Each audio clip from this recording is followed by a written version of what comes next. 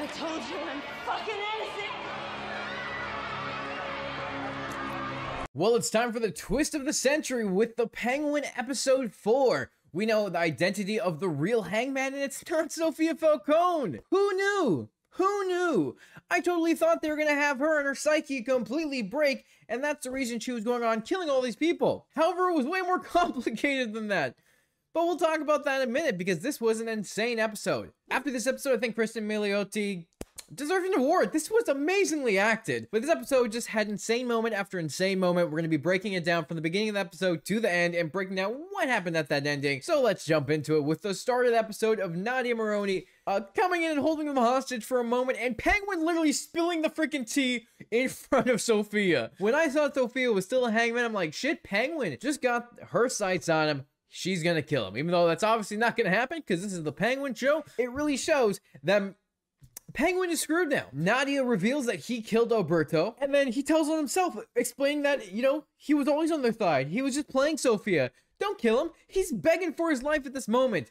Oz really knows how to play the field he's on, because he's trying to manipulate every side as everything's kind of crashing and burning in front of him. But he gave himself up in an instant. That was insane. I was expecting him to like talk to Sophia, play the Maroney's part for like, hey, we're not doing this. Sophia, don't listen to them. It's all fake, blah, blah, blah. But instead, nope, it all reverses back on him. So I guess next episode, we're going to have Sophia going after Oz and everything he did, because that man messed up pretty bad. His mom and Vic are probably gonna die. Sophia now has her sights on him, and even this episode, during the flashback, she tells Oz that now that he's moved up and Carmine knows who he is, he'll have his eyes on everyone he loves. Which means Sophia's gonna do the exact same, and she's gonna go after the people he cares about, which is not going to be good for Oz. But as we go into that flashback, I was not expecting it to start off with Sophia looking super calm, super normal, and not crazy. With the help of her dad, she started a foundation for her mom, called it the Isabel Foundation, to help women and girls with life-saving services, with dealing with depression and everything else, because her mom died by hanging. And the dramatic part is she found her mom when she was a kid, which Carmine already kind of seemed sus when they went into that scene.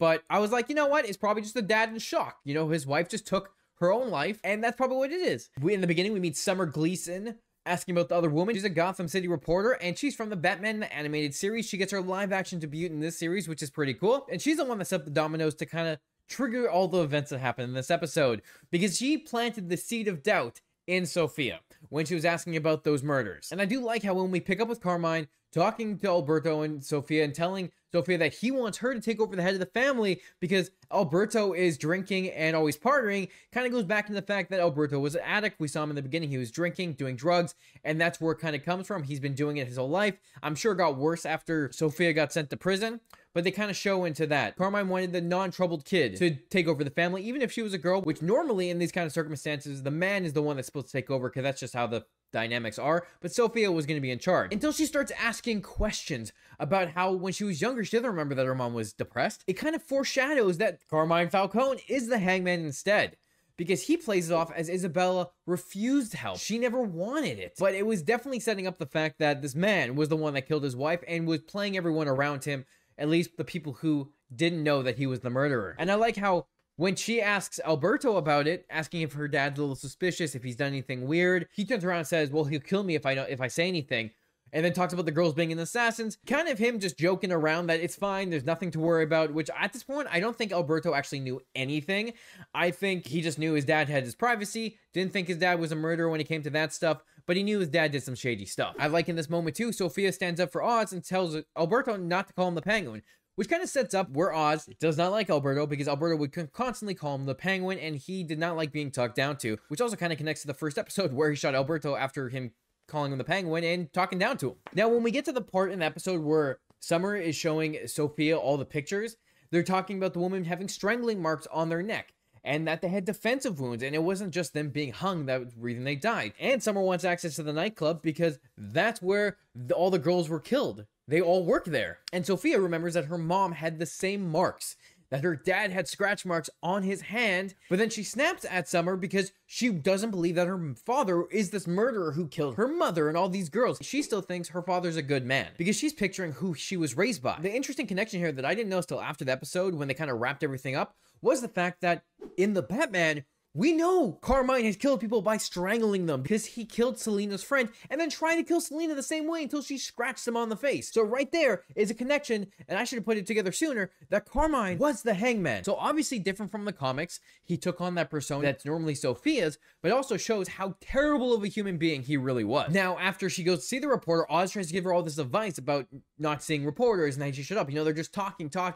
She tells him to shut up and that he's just a driver. And at this point, this is probably where Oz is like, you know, screw you, I'll go up, I'm gonna make a name for myself. And that's why he went and told Carmine about her looking at a reporter. Even when we see him next, he's wearing a new suit. Clearly he had told him, and he's been upgraded to whatever new position he's in. So I thought that was really interesting. They kind of laid these seeds about what Oz did to get her sent to Arkham. And you know, in the last episode, he says he never expected her to get sent to Arkham. I think he truly believes that after this episode. He just wanted to look good in front of Carmine, but he didn't think she'd get so screwed. So interesting to see how they kind of set that all up, because Penguin had his own motives, but he didn't want to do that. But after she sees her father on his birthday trying to give him a gift, so he starts right away talking about the reporter, how he's talking to William Kenzie, which is a dirty cop from GCPD who we did see in the Batman on multiple occasions. He was captured by Selina, he was in the GCPD with Batman, and he's just an overall dirty cop working for the Falcons. And in this point, they even had an open investigation into Carmine for murdering the girl, which automatically blames Sophia for betraying him because she talked to a reporter and that reporter was already putting the pieces together. Of course, she calls out her father for having those scratches. She doesn't think he did it, but there's a coincidence there. She's still trying to believe her father at this point until he starts calling her sick, that she's delusional, she's confused.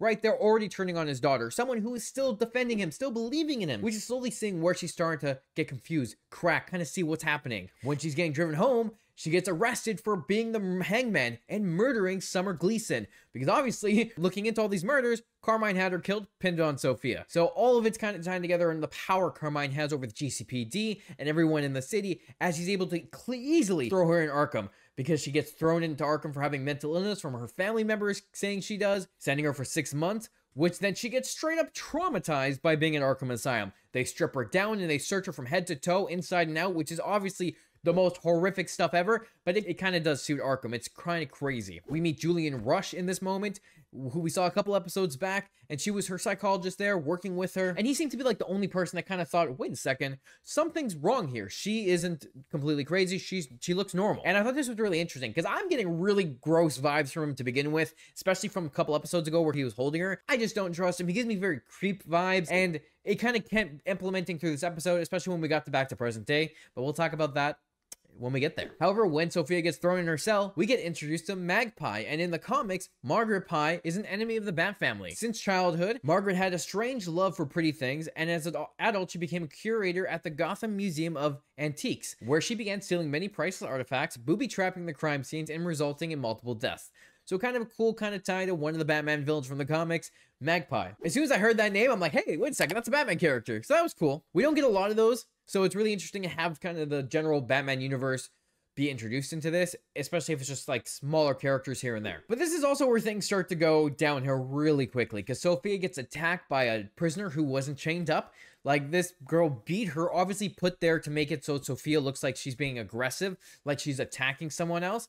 And also, you know, it's just a classic shit show in Arkham. It's all corrupt. That's why the villains always escape in the comics. There's always something shady going on, and there's always some kind of doctor doing something, especially some kind of tests on their inmates. They keep showing that Sophia is crazy, because when she asks about why the inmate was released and why she was walking around without any chains, Julian Russ starts using that against her, kind of twisting her words, making it seem like she was paranoid that someone was out to get her, which he was. Someone was out to get her father. Even her telling him her father was trying to keep her quiet does make her sound crazy. Like, you have someone here denying, when everyone else is pointing the finger at her. It's making her look like she's absolutely crazy, which we know is not true at this point, because we know her father planted everything on her. They put Sophia in a room with the girl later on with all the guards surrounding her, give Sophia a knife in order for Sophia to attack her, to make her look like she's a danger to everyone else. So when Sophia doesn't attack her and the inmate attacks herself with the knife, it makes they blame it on Sophia, make it look like she was the one that killed the inmate, getting revenge for being beaten up, makes it look like she's the crazy one, so that they can throw her in shock therapy, and over and over and over again, constantly making her go crazy, breaking her psyche. And at this point, Sophia wasn't crazy before, but now she is. She's had her psyche broken, she's being traumatized, And at this rate of time, she's being turned into the villain she is now. You can even see her psyche breaking as they show her in the cell and the room peeling apart, showing her mother's room, going back to that moment that she saw her mother dead, and then having her body being the one being hung and her scratching at her neck like we saw a couple episodes ago, where she was the one trying to get it off her neck. So the reason she has those scratches is because she's trying to get the noose off her neck. So very interesting to see how they tied that into it, where we thinking she's the Hangman. I was thinking her Hangman persona was ripping out. She had two psyches, the normal one, the not normal one, and that's what was happening there. But it all turns out she's just traumatized from everything that's happened, and she was just reliving all that. But then we kind of find out that the other doctor, Dr. Ventress, said that she's unfit to go on trial, and now she's trapped in Arkham Asylum, which is all about Carmine Falcone setting it up so that Sophia could never get released and that she's trapped in the Arkham Asylum forever. And I really like how they did that, because that is the moment she snaps, because she takes out Magpie, because she starts to believe Magpie was working for her father as well, and she bashes her brains in. That's right there is the first time Sophia killed someone. That is where she truly became the villain, and when she started to break more, because she was put in this hell for multiple years. She was stuck there for 10 years. Now in the comics, Ventress is actually related to someone. His name is Floyd Ventress, and he's the Mirror Man, which is kind of similar to Mirror Master in some ways, where he uses mirrors to fight, which he's a Batman villain. And he adopted the identity of Mirror Man after he created a special x-ray machine that made the mirrors with the purpose of uncovering Batman's secret identity. He learned that he was Bruce Wayne, but nobody believed him. And the second time he tried, he was sent to prison by Batman. So kind of funny to see what they did. He's a very golden age character where, you know, you're never going to see him. We have Mirror Master. He's the one most people are going to know. But Mirror Man is definitely someone I've never heard of until this moment. However, Ventress definitely seems like a bunch of characters put together.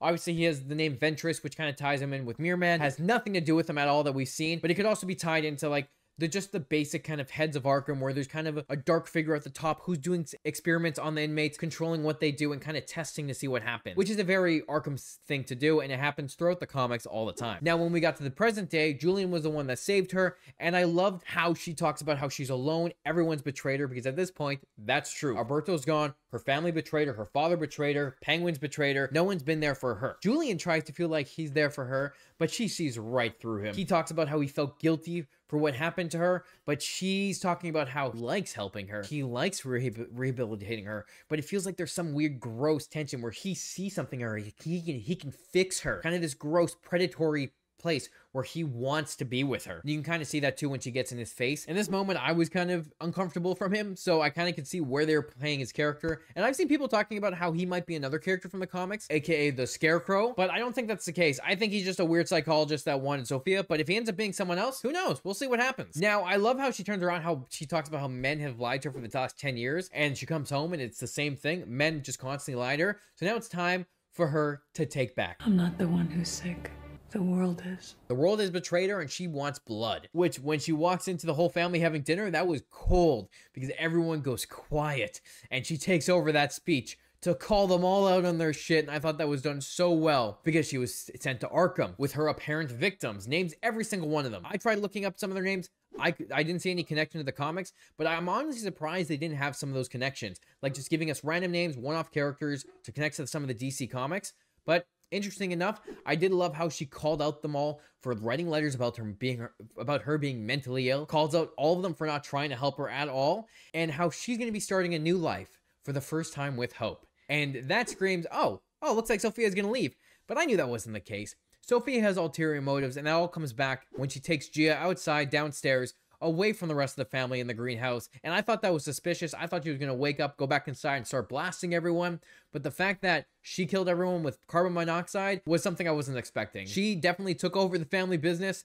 She took everyone out except Johnny, and that's all because Johnny's window was open. Because earlier in the episode, when she was smoking in the room, she was smoking in Alberto's room, which is where Johnny was sleeping that night. I'm betting you any money she's going to be setting him up to take the fall for killing the entire family. Either that, or she's going to use him for something else, because she still needs him for the triad. So maybe that's what it is. But honestly, this episode was insane with a lot of really good moments, showing us that not everything is as it seems, and there's a lot more villainy going around in Gotham. The fact that we saw multiple instances of her not being crazy, but being deemed as crazy, which what turned her crazy, was really interesting, and honestly, great acting in this episode. I can't wait to see if this show gets an award.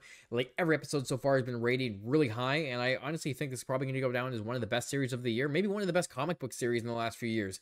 So I'm very excited to see what comes from it. Some cool Easter eggs and references in this episode, even though there's only a little, still some cool ones and some cool twists to go around with it. Let me know what you think about the episode. Were there any other cool Easter eggs or references that you noticed that I might have missed? Let me know down in the comments. I'd be very interested to find out. And let me know, how are you liking the Penguin series so far? Thanks for watching. If you like this video, hit the like button, hit the subscribe button. It helps out the channel a lot, and you get to stay up to date with all the breakdowns. Thanks again, and I'll talk to you next week when we go over another episode of the Penguin.